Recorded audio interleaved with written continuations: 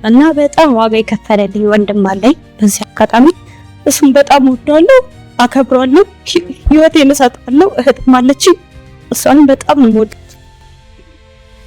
የኤርትራው ጠቅላይ ሚኒስትር ስማቸው ማን ይባላል? ኢሳያስ። አልተመለሰም። ያልተመለሰ ነገርን ከስሩ ውሃውን ከምንጩ አይደለም እንስራ ውሃን ከእንስራ አሪፍ ነው። ተበድሮ ነው እንደ የመጣው አሪፍ ነው።